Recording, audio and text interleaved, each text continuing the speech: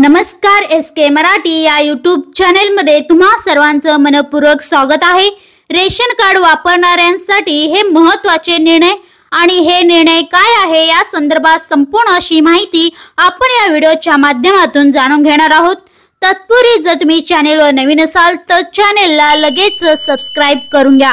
तर बघा मंडळी, नमस्कार मित्रांनो, राशन कार्ड धारकांसाठी नवीन नियमावली जाहीर करण्यात आलेली आहे। 15 जून पासून नागरिकांना काही गोष्टी मोफत देण्याचे देखील निर्णय घेण्याची चर्चा सध्या देशभरामध्ये सुरू आहे। रेशन कार्ड योजनेचा मुख्य उद्देश गरीब नागरिकांना परवडणाऱ्या किमतीत अन्नधान्य उपलब्ध करून देणे आहेत, परंतु अनेकदा गरीब कुटुंबांना शिधापत्रिकेचे शुल्क भरता येत नसल्याने त्यांना या योजनेपासून वंचित राहावे लागते। या कारणामुळे ही समस्या सोडवण्यासाठी शासनाने मोफत रेशन कार्ड योजना सुरू केलेली आहे।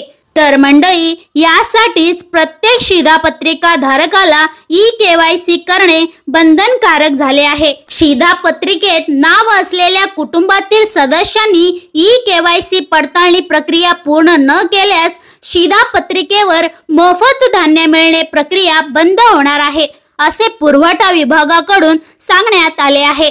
त्यामुळे रेशन कार्ड धारकांनी लवकरात लवकर ई-केवायसी करण्याचे आवाहन करण्यात आले आहे।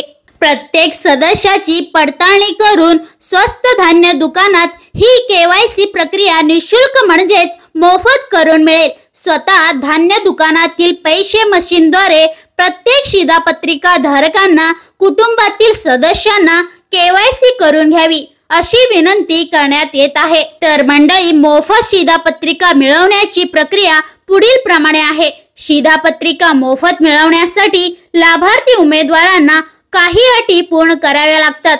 त्या अटी पूर्ण केल्यानंतर नागरिकत्व, उत्पन्न, मालमत्ता इत्यादी अटींची पूर्तता केल्यानंतर आपले नाव देखील राशन कार्ड म्हणजे शिधापत्रिकेच्या यादीत येते आणि आपल्याला देखील शिधापत्रिकेचा लाभ दिला जातो।